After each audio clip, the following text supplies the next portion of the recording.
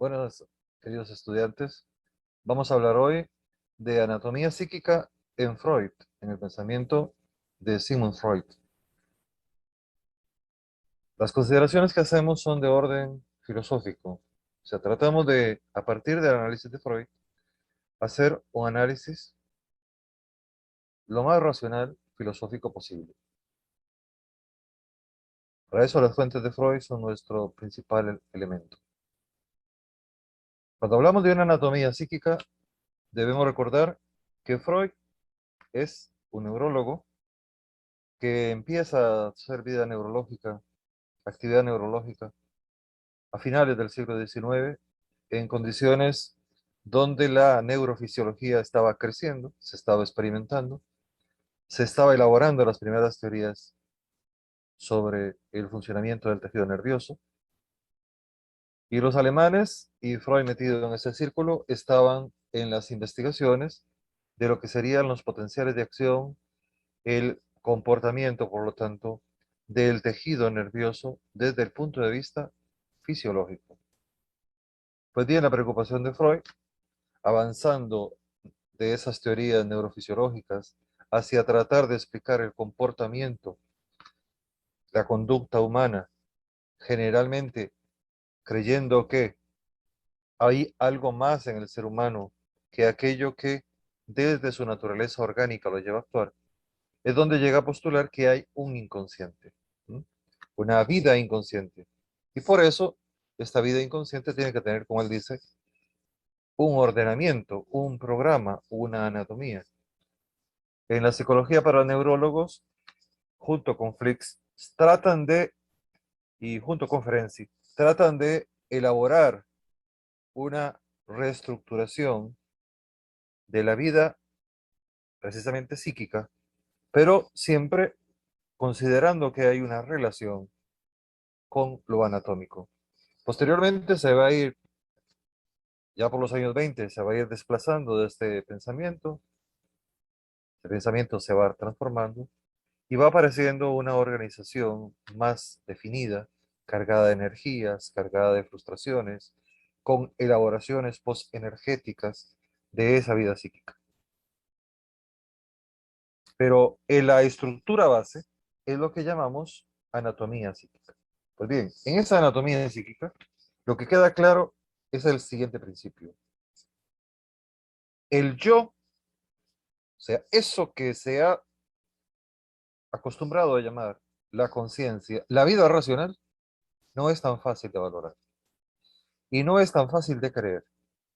Hay elementos que nos hacen creer desde el punto de vista sintomatológico, desde el punto de vista del comportamiento humano, que no obedece a una degeneración del aparato orgánico.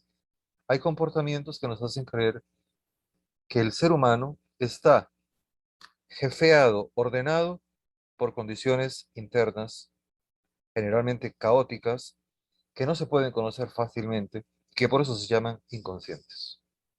Entonces el rebote es que hay ciertos niveles en la conciencia, que eso que llamamos la vida consciente realmente está escondiéndose, porque lo que está detrás realmente es niveles de la conciencia. El primer nivel de la conciencia, el clásico, es precisamente eso, la conciencia, la vida consciente. Esa experiencia de que yo soy yo y que yo estoy frente a un medio y que yo tengo en ese medio relaciones con diferentes personas, contactos con diferentes personas y por ende también diferentes experiencias. El resultado de esto es que el contacto entre el yo y ese mundo exterior es al final un mundo de excitaciones, ¿m? Un mundo de contacto, de estimulaciones, de exposiciones también, entonces, a lo exterior, pero también el reconocimiento de que hay exposiciones que uno vive desde su particular personal interior y que todas estas expresiones internas y externas también se pueden revivir. Las externas se pueden retomar continuamente, podemos estar en contacto continuamente con familiares, con amigos, con experiencias escolares, con experiencias religiosas, con experiencias comerciales, con experiencias recreativas. Las revivimos, Pero lo sucede lo mismo también con las experiencias interiores. Por ejemplo, la angustia, el miedo, la alegría, la pasión, el placer, el entusiasmo por algo o el dolor por algo que se vive por dentro. Por ejemplo, con la pérdida de los seres queridos. La conciencia tiene un nivel presente. Eso se vive, eso se revive en un presente, en un tiempo presente, psíquicamente presente. En una conciencia, entonces, del presente en un presente. Y por eso, entonces, la conciencia tiene que ver con la identidad. El yo, que en este momento se sabe que es el yo.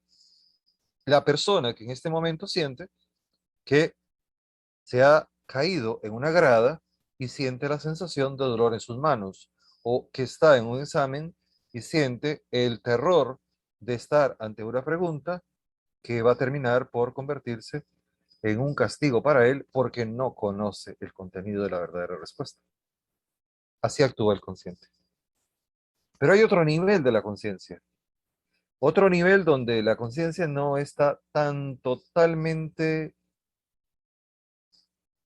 participando, ¿no? Donde no está totalmente clara, porque hay una parte que es muy consciente y otra parte que ha quedado ahí como latente, ¿no? Como que se puede revivir, pero que ha quedado ahí nadando, flotando y que podría ser tomada a mano en caso de necesidad. Se trata del preconsciente. Entonces, en el preconsciente podemos decir que hay recuerdos latentes, ¿m? Y que estos recuerdos latentes salen espontáneamente, deliberadamente, o quiere decir entonces, o que tienen una expresión automática, ellos mismos se manifiestan al exterior, ¿m? Espontáneamente, o que uno los genera, genera el recuerdo, revive el recuerdo, por tanto la deliberación.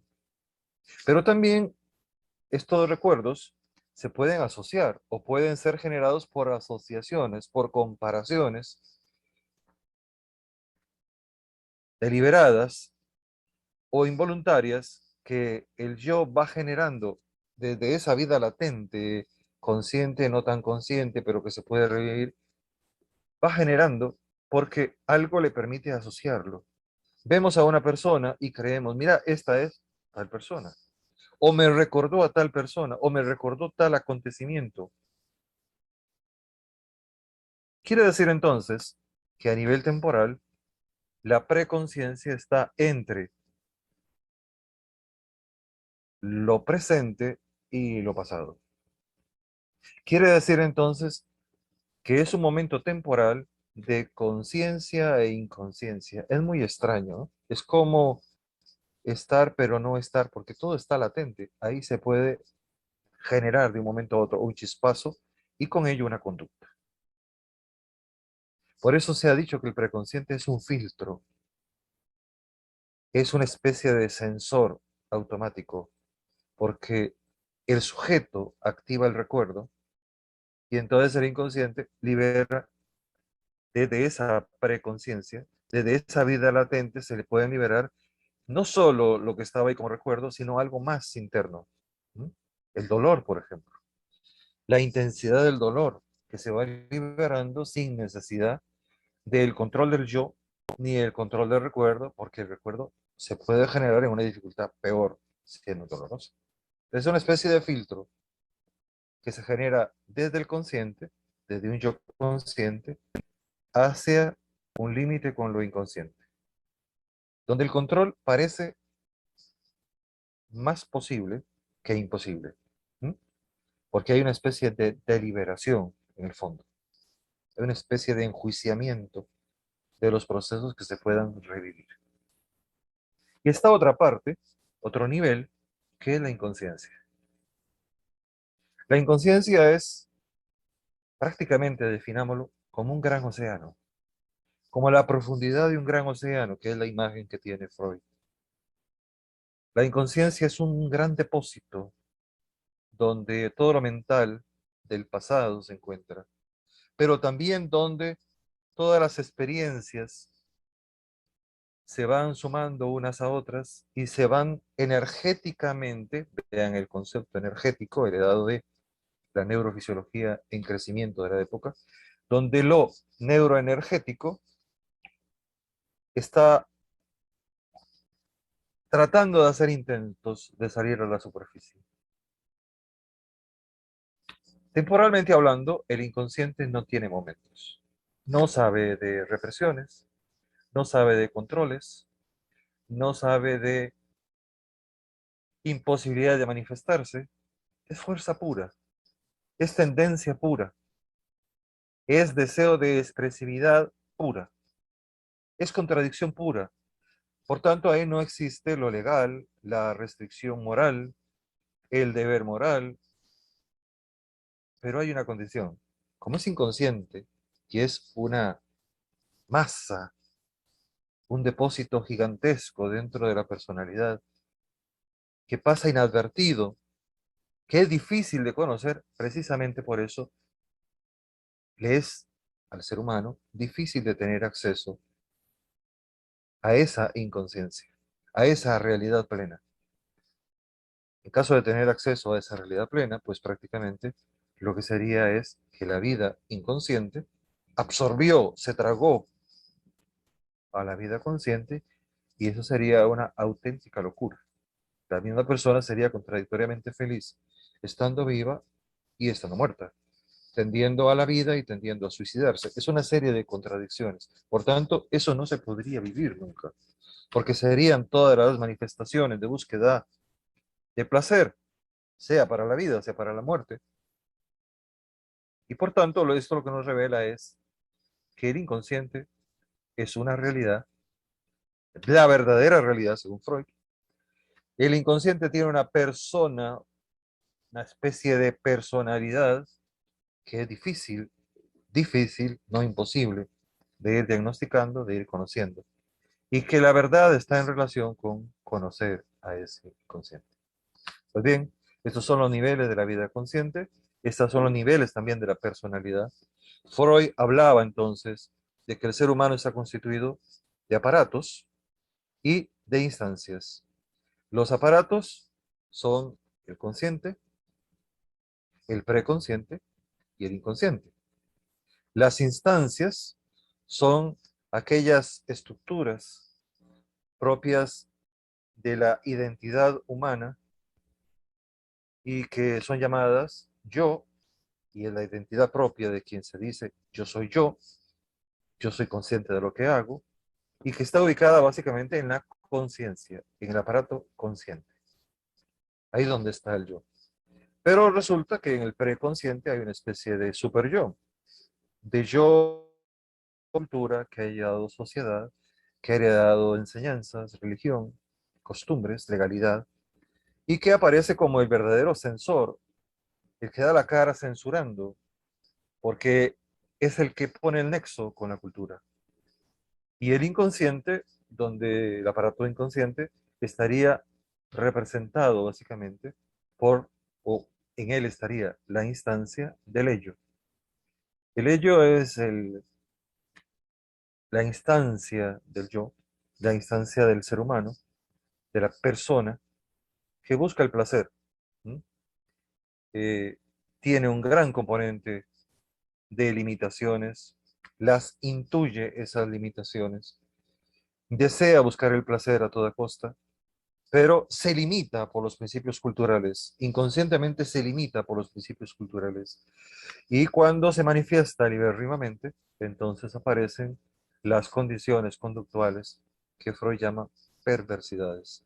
Quiere decir entonces que desde el punto de vista cultural, la presencia del ello no es admisible. El control de el super yo es deseable y esperable para organizar la vida en sociedad, y el yo no es, al final de cuentas, tan poderoso, tan regulador y tan presentista como las teorías tradicionales nos dicen que es. Pues bien, los espero en otra próxima charla y espero haberles aclarado un poquito este panorama. Muchísimas gracias por su atención.